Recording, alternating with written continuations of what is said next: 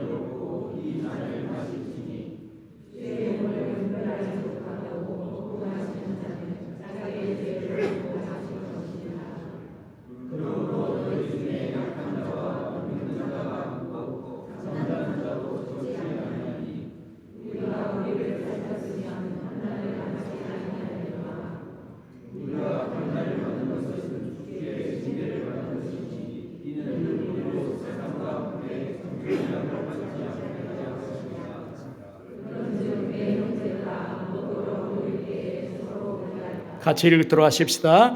만일 누구든지 시장하거든 집에서 먹을지니 이는 너희의 모임이 판단받는 모임이 되지 않게 하려 함이라.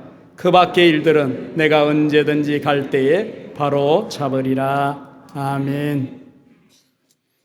오늘 예배 앞 순서에서 익숙한 사도신경이 아닌 니케아 콘스탄티노플 신조, 일명 니케아 신경으로 우리의 신앙을 고백했습니다.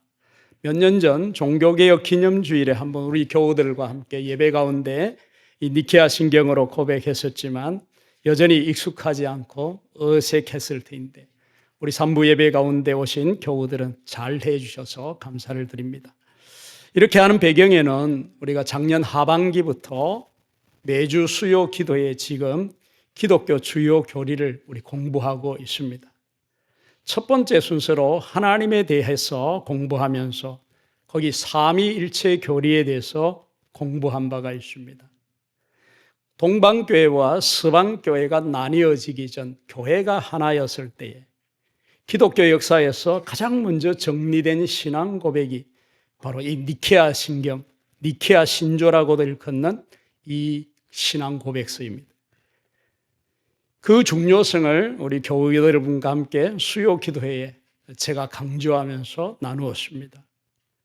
또 익숙한 이 사도신경보다도 삼위일체, 즉 성부, 성자, 성령 하나님에 관하여서 분명한 고백과 그 균형이 맞추어져 있습니다. 특별히 교회에 대한 신앙 고백이 아주 명확하게 니케아 신경에는 나오고 있습니다. 주보 속지면에 그 내용이 담겨 있는데 이제 집으로 가셨어도 그 내용을 한 문장 한 문장 한번 깊이 묵상하시면서 다시 한번 읽어보시기를 부탁합니다. 사실 이 사도신경은 서방교회가 주로 예배 가운데 고백하는 신앙 고백이고 동서교회가 함께 모였을 때는 언제든지 니케아 신경으로 신앙 고백을 하고 함께 예배합니다. 따라서 이 니케아 신경은 매우 중요한 우리들의 신앙 고백이라는 사실을 여러분이 알았으면 좋겠고 그렇게 배운 바를 우리는 또 예배 가운데 적용해야 하기에 이렇게 익숙하지 않지만 앞으로 최소한 성찬 성례 주일에는 우리 교회에서는 니케아 신경으로 신앙을 고백하도록 하겠습니다. 오늘 우리는 교회가 교회로 존재하기 위해서 반드시 붙들어야 할 거룩한 예식을 행합니다. 바로 성찬 성례입니다. 이것을 가리켜 종교개혁자들은 교회를 규정하는 표지라고 말했습니다. 교우 여러분, 무엇이 교회를 교회되게 할까요? 건물일까요? 모인 사람들의 규모일까요? 아니면 그 교회 안에 행하는 프로그램이나 행사일까요? 아닙니다. 교회를 교회되게 하는 것은 말씀의 바른 선포와 성례의 바른 시행, 이 두 가지를 교회를 교회되게 한다라고 종교개혁자들은 설파하고 우리에게 가르쳐 주셨습니다. 말씀은 귀로 듣는 은혜라고 표현한다면 성찬은 우리의 눈으로, 그리고 우리의 손으로, 우리의 입으로, 우리의 마음으로 받는 은혜입니다. 그래서 이 성찬을 가리켜서 눈에 보이는 설교라고 말했던 것입니다. 오늘 이 본말씀의 배경이 되는 고린도 교회, 바울 사도는 고린도 교회가 성찬을 행한다라고 말할 때에 오히려 이렇게 선언하고 있습니다. 오늘 본문 앞부분 20절을 보시면 그런즉 너희가 함께 모여서 주의 만찬을 먹을 수 없으니 라고 했습니다. 왜 그랬을까요? 그들은 같은 자리에 함께 모였지만 각각 자기 만찬을 먼저 갖다 먹고 그 결과 어떤 이는 배부르고 어떤 이는 굶었고 어떤 이는 너무 많이 마셔서 취했습니다. 그 결과 이 성찬이 은혜의 식탁이 아니라 분열과 차별의 증거가 되어버렸습니다. 그래서 바울 사도는 단호히 말합니다. 22절, 너희가 하나님의 교회를 업신여기고 라고 했습니다. 여러분, 이러한 배경의 말씀을 전제하고서 오늘 읽은 본 말씀을 자세히 보시면 선명해지는 것입니다. 성찬은 단지 감동적인 의식이 아닙니다. 성찬은 주님의 십자가를 선포하고 교회를 세우는 거룩한 식탁이라고 하는 것입니다. 그래서 이 본 말씀 속에는 성찬의 영광에 대해서 말씀하고 더불어 함께 그 성찬을 대하는 우리의 태도를 다루고 있는 것입니다. 본 말씀은 크게 세 가지를 말씀합니다. 성찬은 무엇을 선포하는지에 대한 대답을 주고 있습니다. 성찬을 왜 우리가 두려워해야 하는지를 말씀하고 있습니다. 세 번째, 그렇다면 성찬을 어떻게 우리가 지켜 교회 공동체를 세우는가에 대해서 대답을 주고 있습니다. 첫 번째, 성찬은 주님의 죽으심을 선포합니다. 바울 사도는 이 성찬의 출처, 성찬 성례의 그 기원을 아주 분명하게 말씀하고 있습니다. 23절, 내가 너희에게 전한 것은 주께 받은 것이니 성찬은 사람이 고안하고 만든 것이 아니라는 말씀이죠. 성찬은 우리 주님께서 친히 세우신 복음의 제도인 것입니다. 그리고 그 성찬을 제정한 때가 중요합니다. 23절 다시 보십시오. 곧 주 예수께서 잡히시던 밤에 라고 했습니다. 인류 역사에서 가장 어두웠던 밤, 배신의 밤, 십자가가 눈앞에 있는 그 밤에 우리 주님께서 떡을 가지사 축사하시고 제자들에게 떼어주시면서 말씀하셨습니다. 이것은 너희를 위하는 내 몸이니 이것을 행하여 나를 기념하라고 하셨습니다. 그리고 19에 잔을 가지사 똥이란 말씀하셨습니다. 이 잔은 내 피로 세운 새 언약이니 이것을 행하여 마실 때마다 나를 기념하라고 말씀하셨습니다. 여기 이 성찬의 중심이 분명하죠. 그 안에 담겨 있는 복음이 선명합니다. 그래서 여러분, 첫째, 이 성찬은 너희를 위한 은혜인 것입니다. 성찬에 나아갈 때 내가 주님께 무엇인가를 증명하는 것이 아닙니다. 주님이 나를 위해 찢기신 몸과 흘리신 그 피를 내게 확인시켜 주시는 은혜의 자리인 것입니다. 두 번째, 성찬은 새 언약의 표, 그 확정이라고 말씀하고 있습니다. 우리가 받은 바 구원은 우리의 감정과 결심이 아니라 피로 세운 언약 위에 서 있습니다. 그러므로 성찬은 단지 기념의 의미만이 아니라 확정인 것입니다. 하나님이 우리에게 내가 너를 이렇게 사랑한다라고 보여주시는 표, 그 확정이라는 말씀인 거죠. 따라서 우리는 이 성찬에 나아갈 때마다 이렇게 고백하는 것입니다.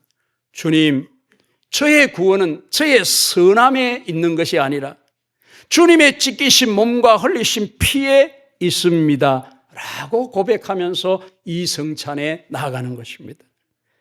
다음으로 바울 사도는 성찬의 기능을 한 문장으로 요약하여 우리에게 들려줍니다. 26절입니다. 너희가 이 떡을 먹으며 이 잔을 마실 때마다 주의 죽으심을 오실 때까지 전하는 것이다. 여러분, 성찬은 단지 기억만이 아니라 성찬은 선포임을 말씀합니다. 교회는 성찬을 대할 때마다, 성찬식을 행할 때마다 말로만이 아니라 바로 이 떡과 잔으로 선포합니다. 무엇을? 주님은 우리를 위해, 주님은 나를 위해 죽으셨다라고 말입니다. 그리고 동시에 성찬은 우리의 미래를 바라보게 합니다. 주님이 다시 오실 때까지. 이렇게 성찬은 두 방향을 동시에 보도록 합니다. 뒤로는 십자가를 봅니다. 주님의 죽으심입니다. 앞으로는 주님의 다시 오심을 바라봅니다. 그가 오실 때까지입니다. 성찬은 바로 이 십자가와 재림 사이를 사는 교회의 심장인 것입니다. 그래서 성찬은 천국의 식탁을 미리 맛보는 자리인 것입니다. 우리가 이 성찬을 참여할 때에 우리는 왕의 잔치에 초대받는 사람들처럼 장차 완성될 하나님의 나라의 식탁을 이 자리에서 미리 맛보는 것입니다. 성찬은 현재의 고난 속에서도 그래서 이 성도들을 붙드는 소망이 있습니다. 흔들리는 성도에게 성찬은 말하는 거죠. 십자가는 이미 이루어진 사실이요, 주님의 다시 오시면 반드시 다가올 약속이라고 말입니다. 그러니 오늘도 우리는 은혜로 살아야 하고 소망으로 견디어 나가는 것입니다. 주님은 다시 오십니다. 그리고 그날 우리는 완전한 교제와 온전한 만족을 누리게 될 것입니다. 두 번째, 성찬은 은혜이면서 동시에 거룩한 심판의 자리이기도 합니다. 성찬의 영광은 개인적인 감동에만 절대로 머물지 않습니다. 고린도 교회가 무너진 지점이 바로 이 부분입니다. 성찬을 행하면서 그 공동체가 깨어졌습니다. 그래서 오늘 본 말씀은 바울 사도가 27절에서 엄중한 경고를 하고 있습니다. 그러므로 누구든지 주의 떡이나 잔을 합당하지 않게 먹고 마시는 자는 주의 몸과 피에 대하여 죄를 짓는 것이니라 라고 말합니다. 여기 이 말씀에 대해서 교우들이 많은 오해가 있습니다. 나는 부족하니, 나는 지난 시간 동안 이런 저런 죄로 내 양심에 끄리낌이 있으니 이 성찬을 받으면 안 돼 라고 그래서 분명분전 앞에서 거부하는 경우가 있습니다. 그런데 여러분 아십니까? 성찬은 부족한 죄인을 위한 은혜의 식탁이라는 사실 말입니다. 따라서 문제는 죄인이냐 아니냐가 아니라 죄인인 우리가 회개와 믿음으로 나아가느냐 하는 데 있다라고 하는 사실입니다. 여기 주목해야 할 단어가 있습니다. 합당하지 않게라는 말씀입니다. 이 말은 완벽하지 않게라는 뜻이 아닙니다. 성찬은 다시 말합니다. 원래 완벽한 사람을 위한 식탁이 아니라 죄인을 위한 은혜의 식탁이라고 하는 사실입니다.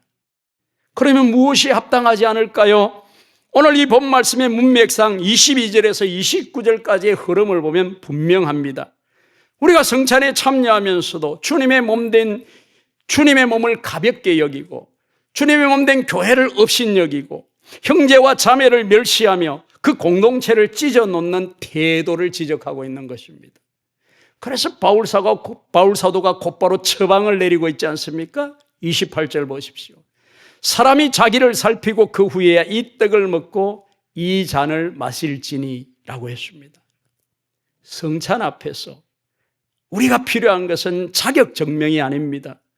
성찬 앞에서 우리가 필요한 것은 자기 자신을 성찰하는 자기 살핌이 필요한 것입니다.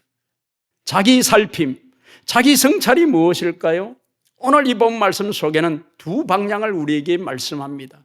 하나님 앞에서 숨긴 죄를 회개하고 믿음을 새롭게 하고 주님의 은혜를 의지하는지를 묻고 있습니다. 내가 주님의 십자가를 가볍게 여기고 있지 않는지를 묻고 있습니다. 회개를 미루고 여전히 죄를 붙들고 있지 않는지 우리를 돌아보게 합니다. 두 번째, 교회 앞에서의 태도입니다. 내가 누군가를 업신여기지 않았는지를 돌아보게 합니다. 내가 원망과 분열을 일으키는 존재가 되고 있지 않는지를 묻습니다. 이 거룩한 식탁에서조차 형제와 자매를 늦게 온 사람, 가난한 사람, 불편한 사람으로 밀어내고 있지 않는지를 우리에게 묻고 있습니다. 바울 사도는 그 다음 29절에서 더 깊이 말합니다. 주의 몸을 분별하지 못하고 먹고 마시는 자는 자기의 죄를 먹고 마시는 것이라고 말입니다. 몸을 분별한다라는 이 말씀이 무슨 뜻일까요? 최소한 이것을 말씀합니다. 뜻과 잔이 가리키는 것, 주님의 몸과 피입니다. 예수 그리스도의 거룩한 희생을 말하는 거죠. 십자가의 복음을 말합니다. 그 십자가의 복음을 거룩히 여기고 그 복음으로 세워진 교회를 업신여기지 않는 것을 말하는 거죠. 다시 말하면 이 성찬을 익숙한 의식으로 만들지 않는 것 말입니다. 우리 교회에서는 지금 몇 년째 계속해서 1년에 최소한 10번을 성찬식을 하고 있습니다. 한국교회를 돌아보면 대체로 한국교회는 3번 정도 하는 교회들이 대부분입니다. 1년에. 이 거룩하고 귀한 성례전을 적게 함으로 귀함을 드러내려고 하는 태도라고 할까요? 그러나 여러분, 너무 귀하고 소중한 것이니까 자주 행함으로 그 귀함을 드러내고 그 성찬을 통해서 주시는 은혜를 풍성히 누려야 하지 않을까요? 자주 많이 함으로써 그 귀함을 드러내는 것, 저는 후자입니다. 그래서 할 수만 있다면 우리 교회는 한 달에 한 번 성찬식을 하고 싶습니다. 하지만 여러 가지 교회 일정과 또 준비의 상황에 따라서 제가 최대한 하려고 보니 1년에 10번 정도는 해낼 수 있다라고 여겨집니다. 그런데 10번을 하면서도 제 마음 가운데 남아있는 생각이 있습니다. 이렇게 10번을 할 때에 이 성찬이 익숙해지는 의식이 되지 않을까? 성찬을 가볍게 여기는 생각이 우리 속에 있지 않을까? 그래서 또 해? 라고 하는 이 마음의 반응과 생각이 있다고 한다면 오늘 교회 여러분, 이 말씀 앞에 여러분의 마음과 반응을 비추시기를 바랍니다. 떡과 잔은 평범한 음식이 아닙니다. 십자가의 사랑을 가리키는 거룩한 표인 것이죠. 몸을 분별한다라고 하는 이 말씀은 그리스도의 몸의 지체를 존중한다는 뜻입니다. 고린도전서 10장 17절 말씀에 보면 바울 사도가 이렇게 말합니다. 떡이 하나요, 많은 우리가 한 몸이다 라고 말씀하고 있습니다. 같은 떡과 잔에 참여하는 우리가 서로를 멸시한다고 한다면 우리는 이 성찬의 의미를 정면으로 부정하고 있는 것입니다. 다시 말해서 우리가 이 성찬을 받으면서 주님의 몸인 교회와 그 지체를 멸시한다면 우리는 사실상 주님의 몸을 부정하는 것과 같다라고 말씀하는 것입니다. 주님의 몸은 십자가에 찢기셨습니다. 그 몸은 교회 안에서 한 몸으로 세워지기 때문입니다. 고린도 교회는 부자는 배불렀고 가난한 자는 굶주렸습니다. 먼저 온 자들은 자기들끼리 먹고 늦게 온 지체들은 배제되었습니다. 그러므로 바울 사도가 여기 보고 말하는 지적하는 죄는 단순한 예절의 문제가 아닙니다. 식사 예절의 문제가 아닙니다. 교회가 교회를 파괴한 심각한 죄를 지적했던 것입니다. 그래서 바울 사도는 충격적인 고린도 교회의 현실을 30절에서 말씀하고 있습니다. 그러므로 너희 중에 약한 자와 병든 자가 많고 잠자는 자도 적지 아니하니. 여러분, 이 30절의 말씀은 우리는 매우 조심스럽게 읽어야 합니다.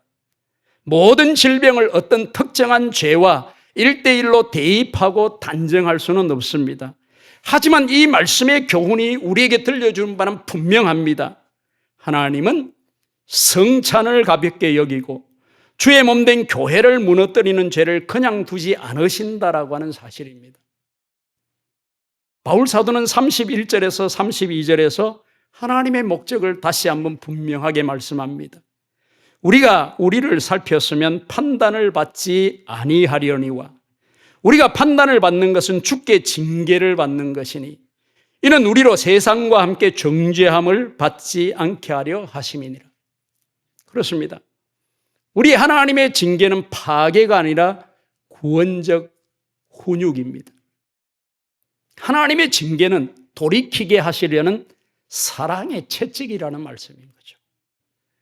멸하려고 치시는 것이 아니라 그 멸망에서 오히려 건지시기 위해서 깨우치시는 것이 하나님의 징계라는 말씀입니다. 그러므로 성찬은 달콤한 은혜만이 아닙니다. 성찬은 그래서 거룩한 두려움 속에 받는 은혜라고 할 수 있습니다. 성찬은 우리를 일깨워주는 자리입니다. 동시에 성찬은 우리를 살리시는 은혜의 자리인 것입니다. 마지막 세 번째, 성찬을 합당하게 받는 길을 우리에게 말씀합니다. 성찬은 개인의 경건만 강조하는 것이 아닙니다. 성찬은 공동체의 질서를 세운다고 말씀하고 있습니다.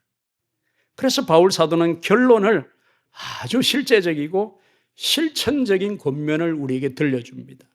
33절과 34절입니다. 그런즉 내 형제들아 먹으러 모일 때에 서로 기다리라. 만일 누구든지 시장하거든 집에서 먹을지니 이는 너희의 모임이 판단받는 모임이 되지 않게 하려 함이라. 이 결론의 말씀은 단순한, 다시 말합니다, 식사 예절 지도가 아닙니다. 이 말씀은 성찬의 본질을 지키라는 명령입니다. 서로 기다리라는 이 말씀은 성찬이 내가 먼저가 아니라 우리가 함께라는 식탁의 의미인 것입니다. 그러므로 성찬의 영광은 거룩한 기다림으로부터 드러나는 것입니다. 집에서 먹으라는 이 말씀은 성찬을 배 채우는 자리로 만들지 말라는 뜻입니다. 다시 말해서 내 욕구를 채우는 자리가 성찬이 아니라 성찬은 주님의 은혜로 주의 몸된 교회를 세우는 자리라는 것을 말씀하는 거죠. 내 배를 채우기 위해서 이 예배의 모임에 온 것이 아니라 주님의 몸된 교회를 세우기 위해서 우리는 이 한자리에 모였다라고 하는 사실입니다. 성찬의 합당함은 결국 여기에서 드러나는 것입니다. 성찬을 받은 사람은 단지 감동했다라는 것으로 끝나지 않습니다. 성찬을 받은 사람은 서로 기다리라는 이 말씀에 순종하며 교회 안에 겸손과 배려, 질서를 세우는 사람입니다. 이것이 고린도 교회가 잃어버렸던 것이었습니다. 바울 사도가 이 11장을 통해서 다시 회복시키려고 했던 것이 바로 이 내용인 것입니다. 교우 여러분, 성찬은 교회의 심장입니다. 왜냐하면 이 성찬 성례는 매번 교회와 그 지체로 하여금 본질로 되돌려 놓기 때문인 것입니다. 성찬은 주님의 죽으심을 선포하는 것입니다. 성찬은 자기를 살피라는 말씀으로 우리를 회개와 믿음으로 돌이키게 합니다. 성찬은 서로 기다리라는 명령으로 교회를 한 몸으로 세우는 질서를 회복시킵니다. 성찬은 주님이 오실 때까지 붙들게 하면서 그 십자가와 재림 사이에 살고 있는 우리에게 현재의 소망을 바라보게 하는 것입니다. 그러므로 이 시간 행하는 이 성찬 예식에 우리가 나아갈 때에 이렇게 나아가시기를 바랍니다. 죄를 숨긴 채가 아니라 자기 자신을 살피며 회개로 나아갈 수 있기를 바랍니다. 자격을 증명하려는 마음이 아니라 너희를 위한 내 몸이라는 이 말씀을 붙드는 믿음으로 은혜를 의지하며 나아가십시오. 혼자 은혜만 받으려는 마음이 아니라 서로 기다리라는 말씀대로 지체된 형제 자매들, 그 성도를 세우는 마음으로 나아가십시다. 그리고 떡과 잔을 받을 때마다 단지 감동이 아니라 주의 죽으심과 그가 오실 때까지를 함께 붙들며 복음과 소망으로 다시 서는 것입니다. 이렇게 할 때에 교회의 심장이 다시 힘있게 뛰게 하시는 은혜가 우리 교회에 있을 줄 믿습니다. 주님께서 오늘 이 성찬 성례 가운데 영으로 임재하여 주셔서 우리를 예수 그리스도께로 붙들어 주시고 우리 땅끝 교회를 한 몸으로 세워주시며 십자가와 재림의 이 소망을 더욱 분명하고 선명하게 하셔서 이 성찬에 참여하는 모든 성도에게 거룩한 기쁨과 거룩한 두려움이 함께하는 그 영광 허락해 주시기를 주의 이름으로 축원합니다.